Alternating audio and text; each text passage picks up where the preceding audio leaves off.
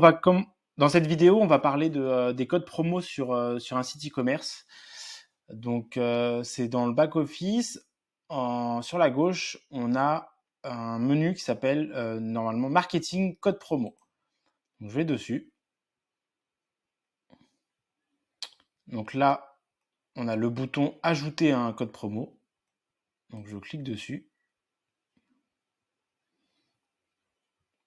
La première chose à faire, c'est d'ajouter le nom du code promo. Alors, c'est soit vous générez avec le bouton Générer un code promo, soit vous le mettez vous-même. Par exemple, je vais mettre promo 15.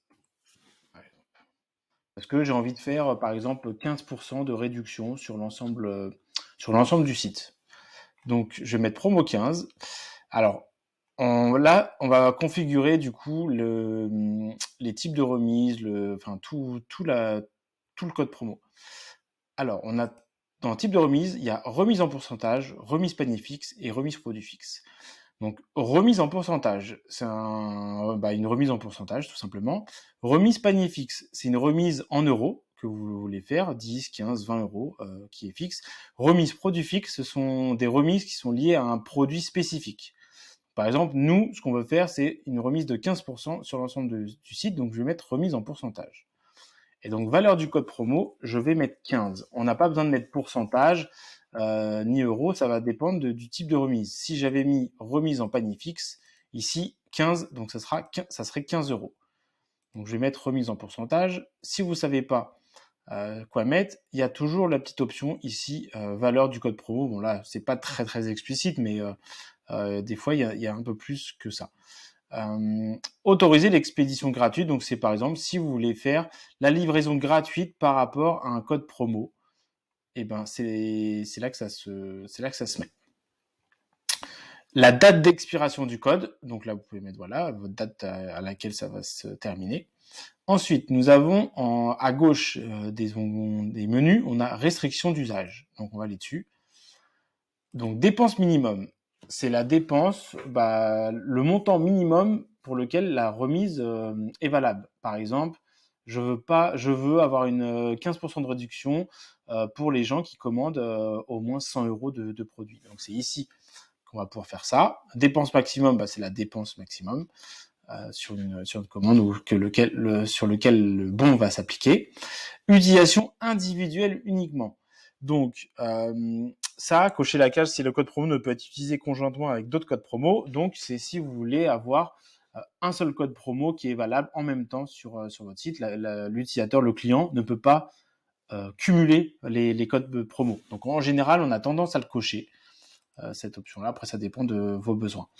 Exclure les articles en promo. Donc en gros, si vous avez déjà fait des promos, des remises par rapport à un produit, et ben cette promo ne s'appliquera pas. Donc ça aussi, en général, c'est assez souvent utilisé.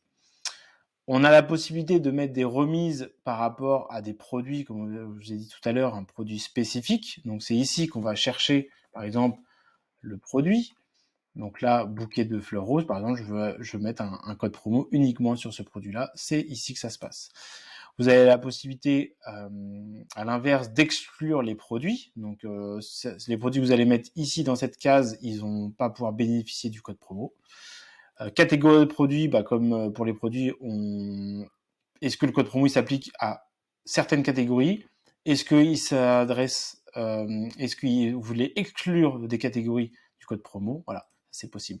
Ensuite, email autorisé. Donc ça, ce sont si vous voulez si vous voulez faire un code promo uniquement pour un client en particulier. Et donc là, il faut renseigner en gros son email. Vous avez la possibilité de mettre plusieurs emails. Il faut les séparer, les emails, par des virgules. Voilà. Donc, par exemple, je mets un email, je mets virgule, un autre email, et donc ça va permettre d'autoriser le code promo uniquement sur les clients, sur les emails qui seront ici. Ensuite, on a le menu limite d'utilisation. Donc, limite d'utilisation, c'est combien de codes promo peut être utilisé à chaque fois par code. Donc, par exemple, je sais pas, vous faites pendant 10 jours, vous faites une réduction de 15%, mais valable uniquement pour les 1000 premières commandes, par exemple. ou les 100 premières commandes, peu importe. Donc ça, c'est ici qu'on doit mettre le nombre. Par défaut, c'est en illimité. Limite d'utilisation à X articles. Donc ça, c'est en gros combien de... c'est le nombre d'articles maximum du coup auquel le code promo il peut s'appliquer lors de la remise d'un produit. Donc voilà, la limite d'utilisation par utilisateur, et ben c'est est-ce que vous voulez autoriser est-ce que vous voulez faire un code promo enfin limiter l'utilisation par utilisateur, la personne peut pas utiliser ce code promo plus d'une fois par exemple. Et donc voilà, c'est ici que ça se passe. Voilà, une fois que vous avez tout paramétré, vous avez juste à faire publier ici en haut à droite. Donc je fais publier et votre code promo sera actif. Et donc vous avez plus qu'à à faire la promotion de ce code promo. Voilà, c'est tout pour cette vidéo. On se retrouve dans les prochaines vidéos liées au e-commerce et à WordPress. Allez, bonne journée.